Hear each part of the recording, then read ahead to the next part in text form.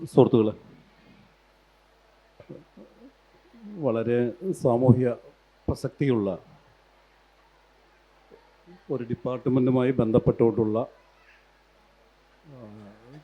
സംവാദമാണ് ആരംഭിക്കുന്നത്. കേരളത്തിൻ്റെ ജീവിതത്തിൽ ലോട്ടറി എന്നുള്ളത് വളരെ സജീവ സാന്നിധ്യമാണ്. ഞാൻ മനസ്സിലാക്കുന്നത് ലോട്ടറിയെപ്പറ്റി ഒരു കാലത്ത് ഉയർന്ന വലിയ പരാതികളിലൊന്ന് ഇതൊരു തരം ഗാംബ്ലിംഗ് ആണ് എന്നാണ് ഞാൻ. അതിന് ഐഡിയോളജിക്കലി കുറേ ബേസ് ഉണ്ട്. ദൈനംദിന ജീവിതത്തിൽ ഇത്രയേറെ പ്രാധാന്യമുള്ള ഒരു സംവിധാനത്തെ ഗാംബ്ലിംഗ് എന്ന് പറയുന്നതിൽ ഈ ഒരു ഡിപ്പാർട്ട്മെൻറ്റ് എങ്ങനെയാണ് അതിനെ നോക്കിക്കാണുന്നതെന്ന് അറിഞ്ഞാൽ കൊള്ളാവുന്നത്. തീർച്ചയായും അങ്ങ് ചോദിച്ചത് വളരെ പ്രസക്തമായ ഒരു കാര്യമാണ്. തുടർച്ചയായി ഭാഗ്യക്കുറി വകുപ്പ് നേരിടുന്ന ഒരു വലിയ എന്താ പറയുക, ഒരു ബാലൻസിങ് ആക്റ്റാണ്. ഇതെങ്ങനെ ഇതിനകത്തൊരു ഗാംബ്ലിങ്ങിൻ്റെ അംശമുണ്ടോ എന്ന് ചോദിച്ചാൽ തീർച്ചയായും ഉണ്ട്. അതിനെക്കുറിച്ച് തർക്കമില്ല. കാരണം ഒരു ഭാഗ്യക്കുറിയാണല്ലോ, ഭാഗ്യത്തിൻ്റെ ഒരു എലമെൻ്റ് ഇല്ലാതെ ഭാഗ്യക്കുറി പ്രവർത്തിക്കില്ല. എന്നാൽ ഇത് കടുത്ത ഒരു ഗാംബ്ലിംഗ് എന്ന് നമ്മൾ ഉദ്ദേശിക്കുന്ന ഒരു സാമൂഹ്യ വിപത്തിൻ്റെ വലിപ്പത്തിലേക്ക് പോകാതിരിക്കാൻ ആവശ്യമായ ചില മുൻകരുതലുകൾ ഭാഗ്യക്കുറി വകുപ്പിൻ്റെ ഭാഗത്തു നിന്നും എടുത്തിട്ടുണ്ട്. ഇപ്പോൾ ഉദാഹരണത്തിന് ഭാഗ്യക്കുറിയിൽ സാധാരണ നമ്മൾ കണ്ടുവരുന്ന, നിലവിലെ കേരള ഭാഗ്യക്കുറിയിൽ കണ്ടുവരുന്ന ഏറ്റവും വലിയ ഒരു ടെൻഡൻസി എന്ന് പറയുന്നത് അവസാന 4 അക്കങ്ങൾ. സാധാരണ ഒരു ഭാഗ്യക്കുറി ടിക്കറ്റിന് 6 അക്കങ്ങളാണ് ഉണ്ടാവുക. അതിൽ അവസാന 4 അക്കങ്ങൾക്കാണ് 5000 രൂപ മുതൽ താഴോട്ടുള്ള പ്രൈസുകൾ. അപ്പോൾ ഈ അവസാന 4 അക്കത്തിൽ കൂടുതൽ സമ്മാനങ്ങൾ ലഭിക്കാൻ സാധ്യതയുള്ളതുകൊണ്ട് ഒരേ 4 അക്കങ്ങൾ വരുന്ന വിധത്തിൽ ടിക്കറ്റുകൾ ക്രമീകരിച്ച ആൾക്കാർ ഒരു ബഞ്ചായിട്ടൊക്കെ എടുക്കാൻ ശ്രമിക്കാറുണ്ട്. അപ്പോൾ ഇതൊരു പരിധി വിട്ടു പോകും എന്നും അത് ഒരു ഗാംബ്ലിങ്ങിലേക്ക് തെന്നി മാറാൻ സാധ്യതയുണ്ടെന്ന് മുന്നിൽ കണ്ടുകൊണ്ട് ഭാഗ്യക്കുറി വകുപ്പ് അതിനൊരു നിയന്ത്രണം ഏർപ്പെടുത്തി. വേറെ സാധാരണ മറ്റെവിടെയും ഇല്ലാത്തതുപോലെ 12 ടിക്കറ്റിൽ കൂടുതൽ അവസാന 4 അക്കങ്ങൾ വരുന്ന വിധത്തിൽ കേരള ഭാഗ്യക്കുറി എടുക്കാൻ പാടില്ല. ഈ തരത്തിൽ ഇതൊരു ഉദാഹരണമാണ് എങ്ങനെയാണ് ഭാഗ്യക്കുറി വകുപ്പ് ഇതൊരു ഗാംബ്ലിംഗ് എന്നൊരു സ്ഥിതിയിലേക്ക് മാറാതെ, എന്നാൽ ഭാഗ്യക്കുറി വകുപ്പിൻ്റെ പ്രവർത്തന ലക്ഷ്യമായ ഒരു ആത്മാഭിമാനത്തോടു കൂടെ ഒരു പറ്റം ജനങ്ങൾക്ക് തൊഴിലവസരം സൃഷ്ടിച്ചു കൊടുക്കുക, അതും പാർശ്വവൽക്കരിക്കപ്പെട്ട ഒരു വിഭാഗത്തിന് കൊടുക്കുക എന്നുള്ള ആ ലക്ഷ്യത്തിൽ ഊന്നിക്കൊണ്ട് എങ്ങനെ ഇത് ഗാംബ്ലിങ്ങിലേക്ക് പോകാതെ നോക്കാം എന്നുള്ള കാര്യം ചെയ്തു. എനിക്ക് തോന്നുന്നു 1967 ഈ ലോട്ടറി ഡിപ്പാർട്ട്മെൻറ്റ് എന്നുള്ള രൂപത്തിലേക്ക് കേരളത്തിൽ അന്ന് മുതൽക്ക് കേൾക്കുന്ന ഒരു സംഭവമാണ്. ഇതൊരു ധാർമ്മിക ച്യുതിയുള്ള കാര്യമാണ്.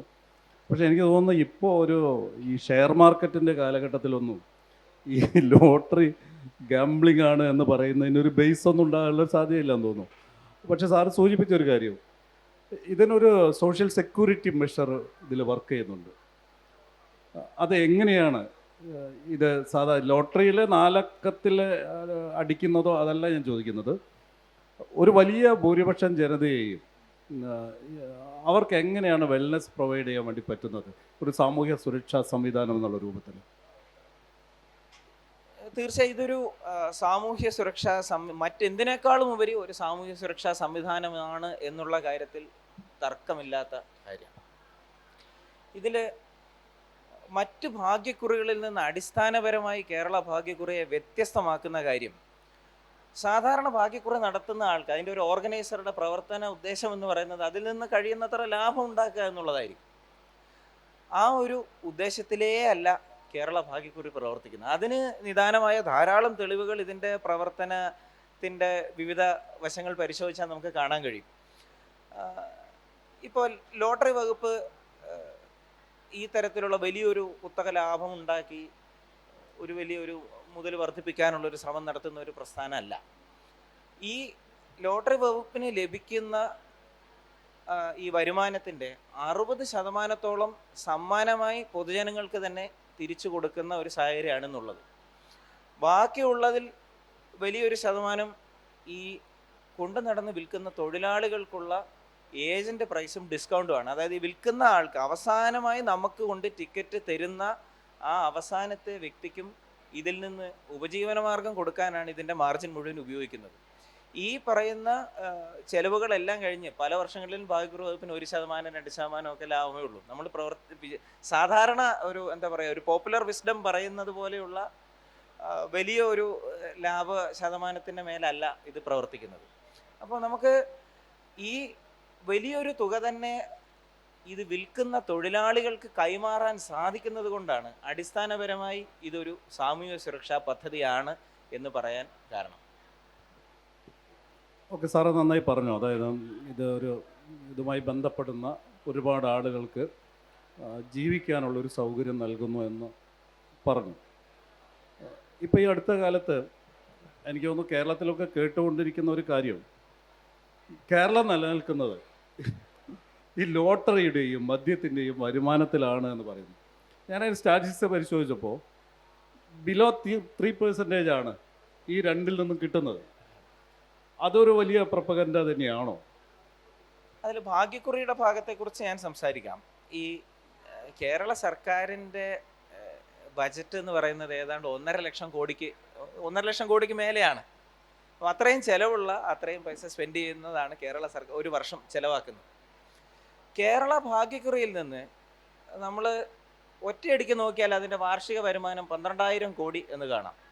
പക്ഷേ കേരള ഭാഗ്യക്കുറിക്ക് ഒരു പ്രത്യേകതയുണ്ട്. ഇതൊരു പൊതുമേഖലാ സ്ഥാപനമല്ല, ഇതൊരു സർക്കാർ വകുപ്പാണ്. അപ്പോൾ ഈ കിട്ടുന്ന വരുമാനം മുഴുവൻ സംസ്ഥാനത്തിൻ്റെ കൺസോളിഡേറ്റഡ് ഫണ്ടിലേക്കാണ് വരിക. അപ്പോൾ നമ്മൾ കണക്ക് നോക്കിയാൽ ഭാഗ്യക്കുറിയിൽ നിന്നുള്ള വരുമാനം 12,000 കോടി എന്ന് കാണാം. പക്ഷേ ഞാൻ മുൻപ് സൂചിപ്പിച്ചതുപോലെ ഈ കിട്ടുന്നതിൽ 60% സമ്മാനമായും പിന്നെയുള്ള വലിയ ഒരു 20-25% ഈ ഡിസ്കൗണ്ടായും ഒക്കെ കൊടുക്കുന്നത് കൊണ്ട് തന്നെ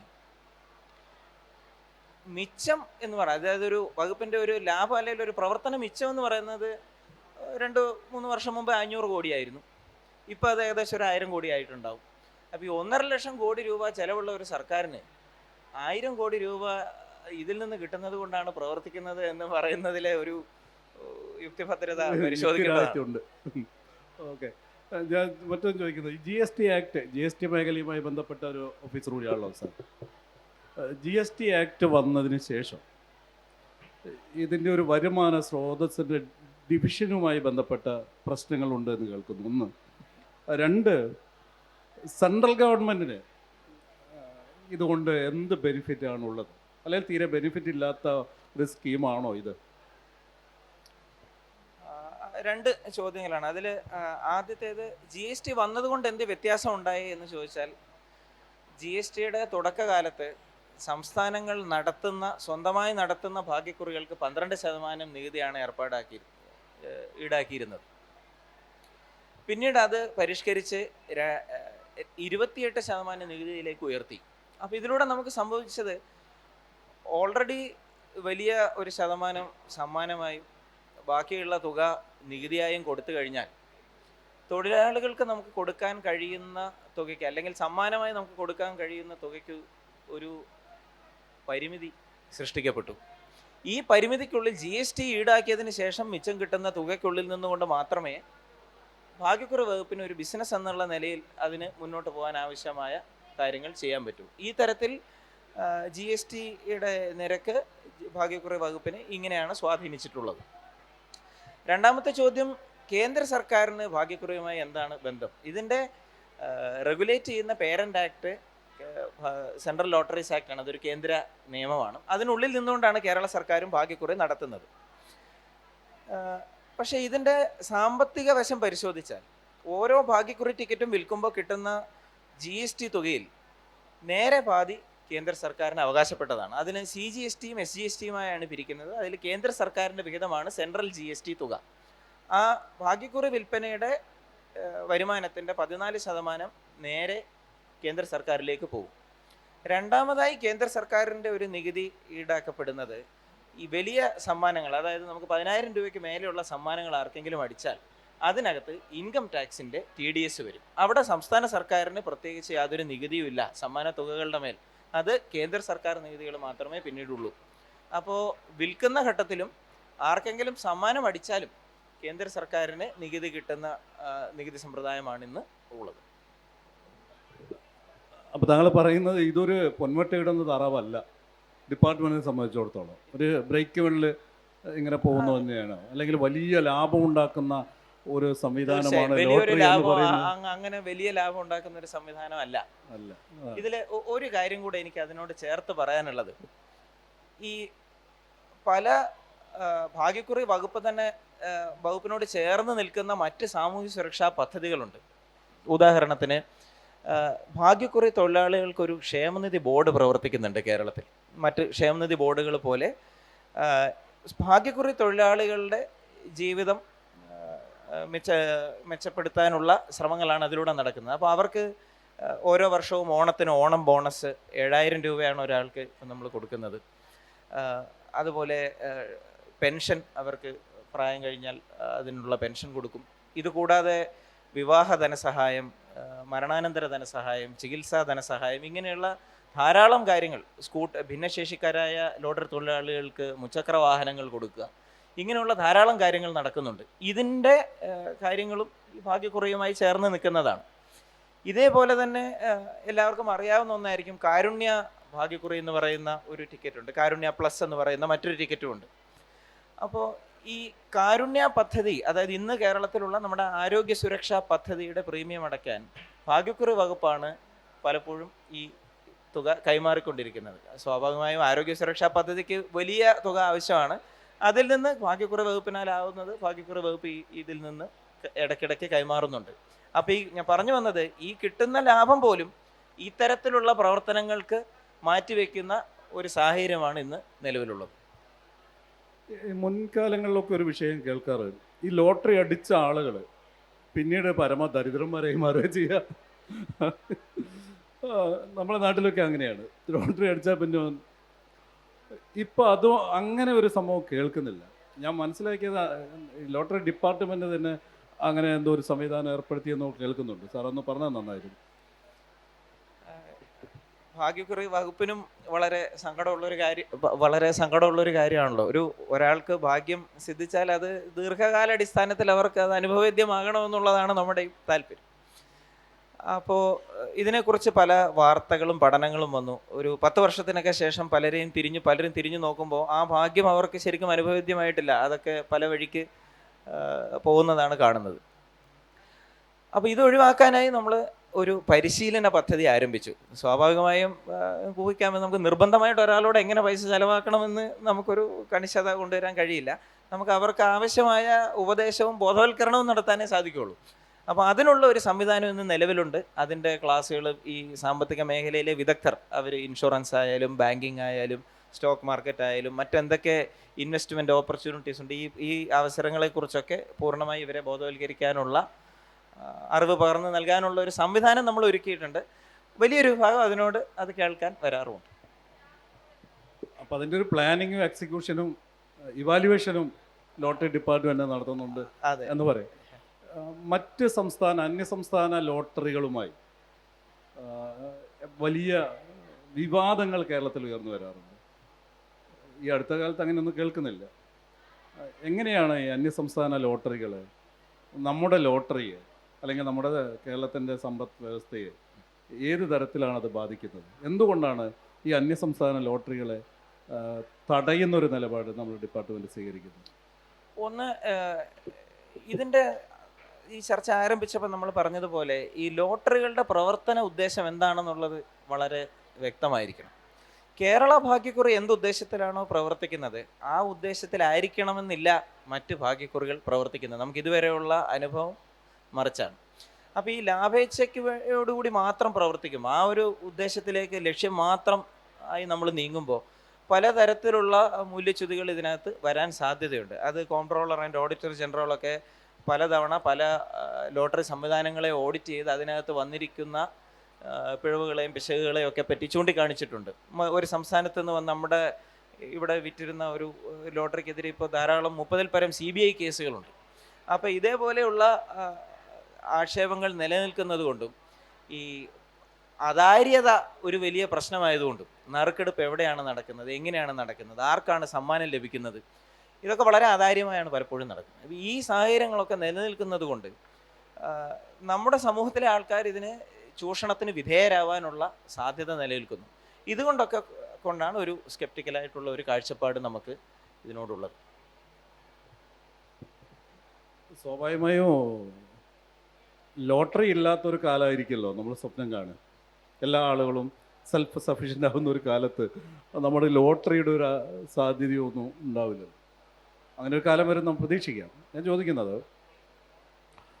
ഇത്രയും കൊല്ലത്തൊരു അനുഭവത്തിൻ്റെ വെളിച്ചത്തിൽ ഇനി അങ്ങോട്ട് ലോട്ടറി മേഖലയിൽ നടത്താൻ ഉദ്ദേശിക്കുന്ന ഒരു മാറ്റങ്ങളെപ്പറ്റി ഇതിനൊരു സ്വപ്നം ഉണ്ടാകുമല്ലോ എല്ലാവർക്കും.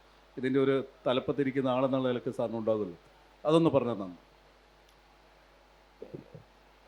നമ്മുടെ ഏറ്റവും പ്രധാന ലക്ഷ്യങ്ങളിലൊന്ന് ഇന്ന് കേരള ഭാഗ്യക്കുറി അനുഭവിക്കുന്ന ഒരു വിശ്വാസ്യതയുണ്ട് പൊതുജനങ്ങൾക്കിടയിൽ.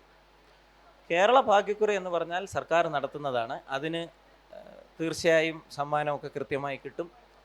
മറ്റ് ആക്ഷേപങ്ങളൊന്നും ഇതിൻ്റെ മേൽ വരില്ല. ആ വിശ്വാസം നിലനിർത്തിക്കൊണ്ട് പോവുക എന്നുള്ളത് തന്നെ ഭാരിച്ച ഉത്തരവാദിത്തമാണ്. അതും ഈ മാറുന്ന കാലഘട്ടത്തിൽ, ഡിജിറ്റൽ കാലഘട്ടത്തിൽ പലതരം തട്ടിപ്പുകളും മറ്റു കാര്യങ്ങളും ഒക്കെ സ്കാമുകളൊക്കെ നടക്കുന്ന ഈ കാലത്ത് ഈ തരത്തിൽ ഇതിനെ മുന്നോട്ട് കൊണ്ടുപോകാൻ ഉള്ള എല്ലാ ശ്രമവും നടത്തുന്നതാണ് ഇപ്പോഴത്തെ നമ്മുടെ ഒരു വലിയ ഉദ്ദേശം. രണ്ട്, ഇതിൻ്റെ ജനപ്രീതിയും ഇതിൻ്റെ പൊതു സ്വീകാര്യതയും വർദ്ധിക്കേണ്ടതുണ്ട്, പുതിയ തലമുറയിലേക്ക് കൂടെ വരേണ്ടതുണ്ട്. അപ്പോൾ എന്തുകൊണ്ട് കേരള ഭാഗ്യക്കുറി പ്രവർത്തിക്കുന്നു? ഇത് ഈ പറയുന്ന ആത്മാഭിമാനത്തോടു കൂടെ തൊഴിൽ ചെയ്യാനുള്ള ഒരു അവസരമാണ് ഇതിലൂടെ ഉള്ളത്. ആ സംവിധാനം താൽക്കാലികമായെങ്കിലും നമ്മുടെ സമൂഹത്തിൽ ഈ നിലവിലെ സാഹചര്യങ്ങളിൽ തുടരേണ്ടത് അത്യാവശ്യമാണ്. നമുക്ക് കാണാൻ കഴിയുന്നിടത്തോളം ഈ സാഹചര്യം, ഈ സംവിധാനം നമുക്ക് നിലനിർത്തേണ്ടതുണ്ട്. അതുകൊണ്ട് തന്നെ അതിനാവശ്യമായ വിശ്വാസ്യതയും സുതാര്യതയും ഉയർത്തിപ്പിടിച്ചുകൊണ്ട് എങ്ങനെ വരും കാലഘട്ടത്തെ നേരിടാമെന്നുള്ളതാണ് നമ്മൾ പരിശോധിക്കുന്നത്. മുൻകാലങ്ങളിലൊക്കെ സ്കൂളുകളിൽ ഒരു സമ്പാദ്യമൊക്കെ ബന്ധപ്പെട്ട് ഒരു സഞ്ചയിക പോലുള്ള പ്രോജക്റ്റുകളൊക്കെ ഉണ്ടായിരുന്നു. ഇന്ന് അത്തരത്തിലുള്ള ഒരു സംവിധാനങ്ങൾ അത്ര സജീവമല്ല. ചെറുപ്പത്തിൽ തന്നെ കുട്ടികളിൽ ഒരു സമ്പാദ്യശീലം വളർത്തിയെടുക്കുക എന്നൊക്കെ ഉള്ളൊരു കാഴ്ചപ്പാടിൽ ആ മേഖലയിലേക്ക് ലോട്ടറിക്ക് ഒരു സാധ്യതയുണ്ട്. അത് എന്തുകൊണ്ടാണ് ലോട്ടറി ഉപയോഗപ്പെടുത്തുന്നത്? ഞങ്ങളിത് അക്കാഡമിക് സെഷനിൽ ഇത്തരം കാര്യങ്ങൾ ചർച്ച ചെയ്യാറുണ്ട്. അപ്പോൾ അങ്ങനെ ഒരു സാധ്യതയെ പറ്റി ലോട്ടറി ഡിപ്പാർട്ട്മെൻറ്റ് എന്തുകൊണ്ടാണ് അന്വേഷിക്കാത്തത്? നിലവിൽ അതിനെപ്പറ്റി ആ ഒരു തരത്തിലേക്ക് ചിന്തിച്ചിട്ടില്ല. ഭാഗ്യക്കുറി വിൽപ്പനയുമായി ബന്ധപ്പെട്ട് എങ്ങനെ ഈ വിൽപ്പനയുടെ കാര്യങ്ങൾ സംരക്ഷിച്ച് മുന്നോട്ട് കൊണ്ടുപോകാമെന്നുള്ളതിൽ പരിമിതപ്പെടുത്തിയാണ് തൽക്കാലം ഭാഗ്യക്കുറി വകുപ്പ് പ്രവർത്തിക്കുന്നത്. ഒരുപക്ഷെ ഭാവിയിൽ ഇത്തരത്തിലുള്ള സാധ്യതകൾ ഇനി പരിശോധിക്കപ്പെടേണ്ടതാണ്. അതിനുള്ള പോസിറ്റീവ് സാധ്യതകളുണ്ടെങ്കിൽ തീർച്ചയായും അതിലേക്ക് കടന്നു ചെല്ലാവുന്നതാണ്. ഇതിൽ നേരത്തെ സൂചിപ്പിച്ചു, നമ്മൾ ഈ സാമൂഹ്യ സുരക്ഷ മേഖലയിലേക്ക് നമ്മൾ എനിക്കൊന്നൊരു ഏവറേജ് ഒരു 10 ലക്ഷത്തിലധികം ആളുകൾ അവരുടെ ഒരു ഉപജീവന മാർഗമായി ലോട്ടറി ഉണ്ട് എന്നാണ് തോന്നുന്നത്. അതിൻ്റെ ആക്ച്വൽ സ്റ്റാറ്റിസ്റ്റിക്സ് ഏകദേശം 2 ലക്ഷത്തോളം ഉണ്ടെന്നാണ് പൊതുവെ ഉള്ള, നമുക്ക് കൃത്യമായ കണക്കുകൾ ഈ മേഖലയെക്കുറിച്ചില്ല. അതിൻ്റെ ഒരു കണക്ക് നോക്കിയാൽ 1 ലക്ഷത്തോളം ആൾക്കാർ ഒരു ഘട്ടത്തിൽ കേരള ഭാഗ്യക്കുറി തൊഴിലാളി ക്ഷേമനിധി ബോർഡിൽ രജിസ്റ്റർ ചെയ്തുണ്ടായിരുന്നു. സ്വാഭാവികമായും അതിൽ കൂടുതൽ ആൾക്കാർ ഈ മേഖലയിൽ ഉണ്ടാവും, ഇതിൽ രജിസ്റ്റർ ചെയ്യാത്തവർ. അപ്പോൾ ഒരു 2 ലക്ഷത്തോളം ആൾക്കാരുണ്ടെന്ന് ഒരു ഊഹക്കണക്ക് ഒരു പക്ഷേ നമുക്ക് പറയാൻ സാധിക്കും. എനിക്ക് തോന്നുന്നു നമ്മളുടെ ഒരു ഡിസ്കഷന് ഇവിടെ തൽക്കാലം അവസാനിപ്പിക്കുക. ഓഡിയൻസിന് ഇതുമായി ബന്ധപ്പെട്ട് എന്തെങ്കിലും കാര്യങ്ങൾ ചോദിക്കാറുണ്ടെങ്കിൽ അതിനുള്ള സെഷനാണ് അവർക്ക് ചോദിക്കാറ്. സാർ, എൻ്റെ ഒരു പ്രദീപ്. അപ്പം എനിക്ക് അറിയാവുന്ന നമ്മുടെ ഗ്രാമീണ മേഖലകളിൽ ഒരുപാട് പേർക്ക് തൊഴിൽ കൊടുക്കുന്ന ഒരു സംരംഭമാണിത്. ഇപ്പം നമ്മൾ പറയുന്ന ഒരു പുതിയ കാലഘട്ടത്തിലെ ഓഹരി വിപണി, മറ്റ് ഷെയർ മാർക്കറ്റുകൾ, ഇവിടെയൊക്കെ നടക്കുന്ന ഇൻവെസ്റ്റ് ചെയ്ത് കഴിഞ്ഞാൽ അതൊരു ഉപരിവിഭാഗത്തിനാണ് അതിൻ്റെ ഇത് നടക്കുന്നത്. പക്ഷേ ഈ ഒരു ലോട്ടറിയിലൂടെ നടക്കുമ്പോൾ നമ്മുടെ സമൂഹത്തിൽ ചെറിയ തലങ്ങളിൽ ചലനാത്മകത ഉണ്ടാവുകയാണ്. അങ്ങനെ വരുമ്പോൾ ഈ ലോട്ടറി നൽകുന്ന തൊഴിലാളികൾക്ക് ക്ഷേമനിധി ഉള്ള കാര്യം സാറ് പറഞ്ഞു. ഇവർക്കൊരു ഗ്രൂപ്പ് ഇൻഷുറൻസ് പോലെയുള്ള ഒരു ഹെൽത്ത് ഇൻഷുറൻസ് പ്രോഗ്രാം എന്തെങ്കിലും നടപ്പിലാക്കുന്നുണ്ടോ? എനിക്ക് ഒരുപാട് പേരെ നാട്ടിൽ അറിയാം. അങ്ങനെ ഉണ്ടെങ്കിൽ അത് അവർക്ക് ഗുണകരമായിരിക്കും. അതാണ് എൻ്റെ ഒരു ചോദ്യം. രണ്ടാമത്തെ ചോദ്യം, ഇപ്പോഴത്തെ ഈ ബമ്പർ ടിക്കറ്റൊക്കെ വരുമ്പോഴിങ്ങനെ അറിയുന്നത് നമ്മളൊരു സ്ഥാപനത്തിലുള്ളവർ ഗ്രൂപ്പായിട്ട് ചേർന്നെടുക്കും, 6-7 പേര് ചേർന്ന് എടുക്കും. അങ്ങനെ ടിക്കറ്റ് എടുക്കുക, അവർക്ക് സമ്മാനങ്ങൾ അടിക്കുന്നത് സോഷ്യൽ മീഡിയയിലൊക്കെ ആഘോഷിച്ച് കാണാറുണ്ട്. അങ്ങനെ ചെയ്യുന്നതിന് എന്തെങ്കിലും നിയമപരമായി എന്തെങ്കിലും സംരക്ഷണമുണ്ടോ? അതോ അത് അവർ തമ്മിൽ എമൗണ്ട് അഡ്ജസ്റ്റ് ചെയ്യണോ? ഈ 2 കാര്യങ്ങളാണ് സാർ എനിക്ക് ചോദിക്കാനുള്ളത്. പ്രദീപ് 2 അല്ല 3 കാര്യം പറഞ്ഞു. അതിലൊന്ന് അതിൻ്റെ ഒരു എക്കണോമിക്സ്, പണത്തിൻ്റെ മൊബിലൈസേഷനുമായി ഒരു നന്നായി പറഞ്ഞു. അത് ഞങ്ങളുടെ ഡിസ്കഷനിൽ വിട്ടുപോയ ഒരു സംഭവമാണ്. കാരണം അത് ഫ്ലോ ഓഫ് ഇൻകവുമായി ബന്ധപ്പെട്ടുകൊണ്ട് നന്നായത്. മറ്റു 2 കാര്യങ്ങൾക്ക് സാറ് മറുപടി. നമ്മൾ നിലവിൽ ഭാഗ്യക്കുറി തൊഴിലാളി ക്ഷേമനിധി ബോർഡിൻ്റെ ഭാഗമായി തന്നെ ചികിത്സാ ധനസഹായം കൊടുക്കുന്നുണ്ട്. അപ്പോൾ ഒരു വലിയ പരിധി വരെ ആർക്കെങ്കിലും അസുഖം വന്നു കഴിഞ്ഞാൽ അവർക്ക് ചികിത്സയ്ക്ക് ആവശ്യമായ ചെറിയ സഹായമൊക്കെ നമ്മൾ ചെയ്യും. ഇനി ഗുരുതരമായ അസുഖങ്ങളാണെങ്കിൽ അതിനൊരു ഉയർന്ന തുക കൊടുക്കാനുള്ള ഒരു സംവിധാനവും നിലവിലുണ്ട്. രണ്ടാമത് ചോദിച്ചത് ഒരു ജോയിൻ്റ് ക്ലെയിമുകൾ എന്ന് ഭാഗ്യക്കുറി വകുപ്പ് വിശേഷിപ്പിക്കുന്ന പല ആൾക്കാരും ഒരുമിച്ച് സമ്മാനം അടിക്കുന്നതിനെ കുറിച്ചാണ്. അതിന് നിയമപരമായ തടസ്സമില്ല.